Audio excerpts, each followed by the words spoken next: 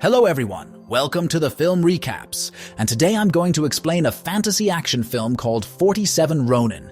Be ready for some spoilers ahead. A long time ago in ancient Japan, a boy named Kai, rumored to have been raised by demons, fled the forest and was eventually found by Lord Asano. The Lord decided to adopt him as he sees great potential in the boy, and he allowed Kai to live amongst the samurais, even though it was a great taboo. Over time, Kai grew close to the Lord's daughter Mika, and the two developed a secret love for each other. After many years, Kai grows up to be a very capable man who accompanies his lord on hunting expeditions. He advises Oishi, the lord's right-hand man, to stay and set a trap for their prey, as he noticed something unusual about the creature. However, Oishi dismisses Kai's warning, refusing to heed the advice of someone of such low status, and orders the group to advance. Suddenly, a giant beast emerges, charging ferociously and knocking the lord to the ground. Oishi, witnessing the chaos, commands the men to kill the creature immediately. The beast rampages, destroying everything in its path while the hunters pursue it relentlessly. Despite their efforts shooting arrows and attempting to surround the monster, their attacks prove ineffective. The creature strikes back, launching the samurai into the air and scattering the group. As the beast attempts to escape into the forest, a samurai named Yasuno chases after it with Kai close behind. Yasuno tries to strike the monster with his sword, but is thrown from his horse in the process. The creature turns around and sees the samurai on the floor and charges towards him in fury. Kai sees this and runs towards the sword. He grabs the blade and stabs the heart of the monster using the creature's momentum,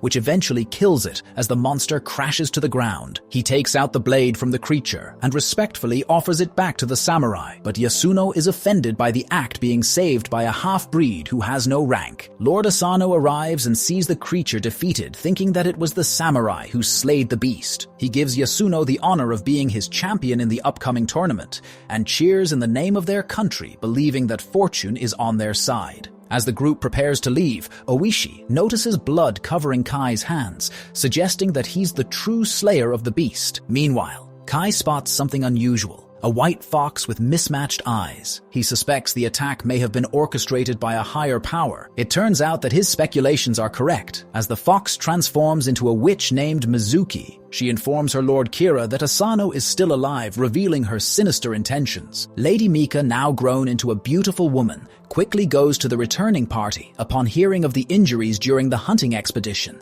After seeing that her father is well, she inquires about the injured men, though Asano realizes her true concern is for Kai's well-being. Mika quickly goes to the isolated house which Kai lives in and sees that he is injured from the fight. She tries to help Kai with his injuries, but he thanks her and insists she return to her father, knowing the impropriety of their association due to his low status. At night, the shogun arrives in Akko for the upcoming festival. Kai observes the gathering from a distance and recognizes Mizuki among Lord Kira's concubines by her distinctive eyes, the same eyes as the fox he encountered earlier. He rushes to Oishi's residence to warn the samurai about the witch, fearing for Lord Asano's safety. Nevertheless, Oishi dismisses his warning as he holds no respect for someone raised by demons. The next day, Lord Kira arrives in Akko and greets Asano, initially complimenting the beauty of the province. However, their interaction quickly sours when Kira behaves rudely, attempting to flirt with Lady Mika. They take their seats to watch the tournament, where Kira introduces his chosen champion for the fight. The massive man strides toward the stadium, towering over everyone around him,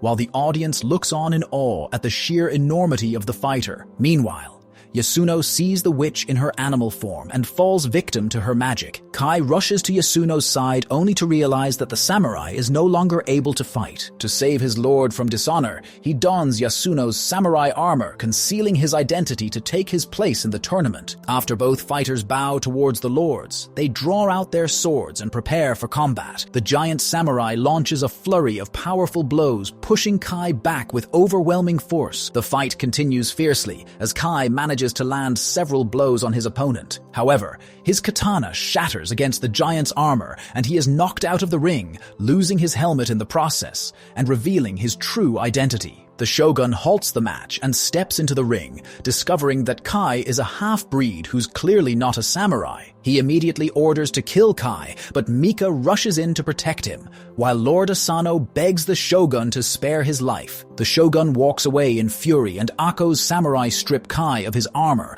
and savagely beat him for disgracing their lord until he loses consciousness. Realizing that Asano is mentally conflicted from the embarrassments, Mizuki conjures a spider using Kira's blood. She sneaks into Asano's chamber at night, poisoning him with the spider's venom, causing the lord to hallucinate and see his daughter being violated by Kira. He storms into Kira's room angrily, and while he is about to strike her with a sword, he wakes everyone up to restrain him. For attacking a guest in his own palace, the shogun condemns Asano to death, but permits him to preserve his honor by committing seppuku. Mika watches in anguish as he carries out the ritual. After his death, the shogun decrees that Mika will marry Kira to restore peace between the two houses, granting her 1 year to mourn her father's passing. The shogun also forbids Oishi and his men from seeking vengeance against Kira, and tells them that they are now ronin, without masters, leaving their fate in the hands of Lord Kira. He immediately banishes the samurais from the province of Akko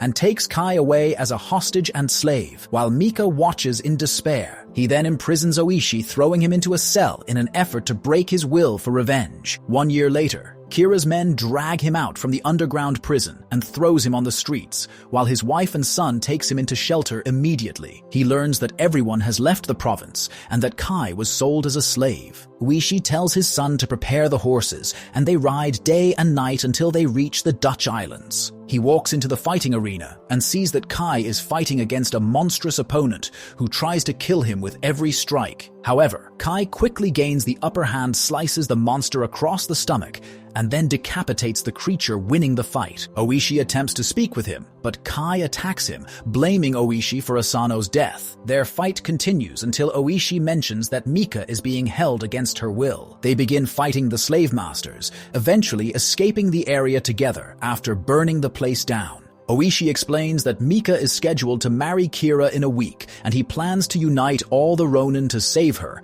and avenge their master's death. They ride to a secret location where all the Ronin are gathered. He explains that he plans to assassinate Kira when he leaves the castle to gain blessings from his ancestors for the upcoming marriage. He instructs one of the samurai to find out the exact date of Kira's departure so they can plan the assassination properly, while he goes with the rest of the men to gather available weapons. They arrive in a nearby town only to find it heavily guarded by Kira's men, making it impossible to purchase any swords. At night, Kai tells Oishi that there's another way to get weapons for the samurais, but the mission requires them to venture into the Sea of Trees amongst the demons known as Tengus. With no other choice, the Ronins ride for the Tengu forest, and Kai brings them in front of a giant Buddha statue and instructs everyone to remain outside except for Oishi, who accompanies him to meet the demons. They enter the cave, and Kai warns Oishi not to draw his sword under any circumstances, no matter what happens inside. The two see numerous monks kneeling before the Buddha statue, and Kai tells Oishi to wait for him here. He arrives inside a smaller cave where a blade is put in the center of the room, while a demon approaches Kai, welcoming his return. The demon questions why Kai is aiding the men outside, reminding him of how poorly they treated him in the past. Kai responds that the samurai are good men with a righteous goal. The creature attempts to break Kai's resolve, stating that the world has given him nothing and that he will never be with Mika in this lifetime. However, Kai humbly accepts his fate and vows to find Mika in the next life. Impressed by Kai's determination, the demon challenges him to take the sword if he can. Both use magic to fly toward the blade, but Kai seizes the katana, first emerging victorious. Meanwhile, Oishi notices that the other samurai have disobeyed his orders and entered the temple. Yasuno, spotting the demons, draws his sword, triggering the creatures to attack. Using their magic, the Tengus kill the samurai one by one, making themselves impervious to strikes. Oishi, tempted to draw his sword, recalls Kai's warning and restrains himself until all the samurais are killed. However,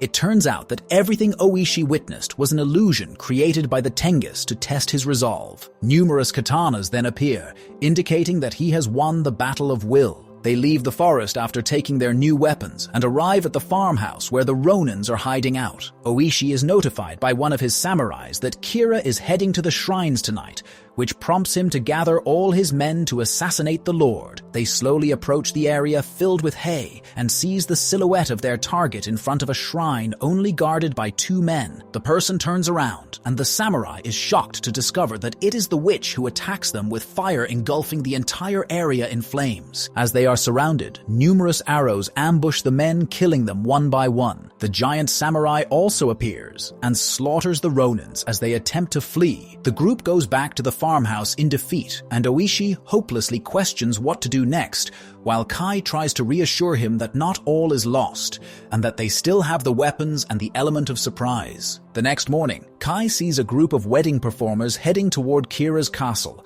and realizes the opportunity before them. They halt the performers, take their costumes, and plan to use the disguise to get closer to assassinating the Lord. At night, the samurai manage to avoid detection from Kira's guards and enter the fortress without suspicion. Lord Kira, with Lady Mika, prepares for their wedding, intending to take control of Akko in the process. They sit in front of the stage and begin enjoying the show as the samurais perform at crowd in order to distract the soldiers. This gives the Ronins the chance to retrieve their weapons and storm the area, ambushing and killing the guards without being noticed. Oishi performs on stage, approaching the Lord with a hidden blade, but a guard's arrow stops his attack, sending the crowd into a panic. The Ronins begin attacking the soldiers as Kira flees, taking Mika into the castle to shield her from the flying arrows. The giant samurai charges toward the men, but gets engulfed by the exploding trap that the samurais have placed, which turns him into pieces. Kai and Oishi chase after Kira, cutting down numerous soldiers attempting to stop them. Meanwhile, Mika manages to escape Kira and runs in the opposite direction, while the Lord abandons everything to save himself. After defeating the guards, Oishi moves toward the Lord, while Kai rushes to save Mika. She reaches the courtyard where she finally spots her lover. They rush toward each other and embrace. Their reunion is interrupted when a ghostly kimono flies through the air and lands on the ground, transforming into the witch. She intends to kill both of them as she approaches. She begins shifting, revealing her true form,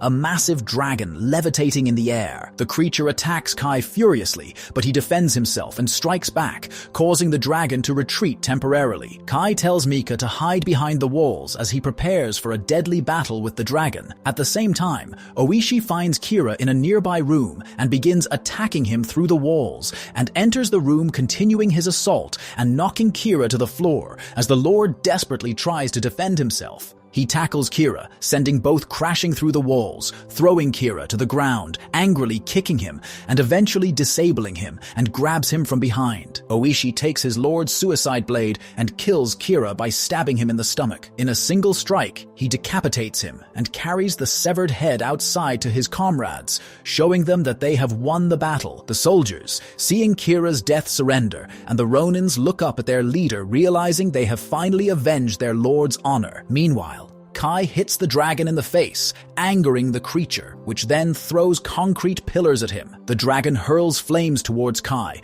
but he skillfully splits the elements with his sword, rendering the monster's magic ineffective. Kai relentlessly slashes at the dragon, pushing it back into a corner. He attempts to stab the beast, but it grabs his katana and throws him into the air away from the sword. The dragon then turns its focus to Mika, roaring fiercely at her, but Kai, empowered by the Tengu's magic, retrieves his blade and charges at the creature. Kai jumps into the air and plunges his sword into the dragon's head, causing it to tumble and cry out in pain. The monster begins to transform back into Mizuki as she dies, taking her last breath. They exit the castle, and the enemy soldiers kneel in submission, laying down their weapons. The Ronins head back to Akko, and they are finally able to honor their lord in front of his grave by offering the dagger that killed Kira as tribute. The shogun learns of Kira's death and condemns all the Ronins to die. However, he allows them to regain their honor by committing seppuku, just like their lord, as they showed honor by avenging their master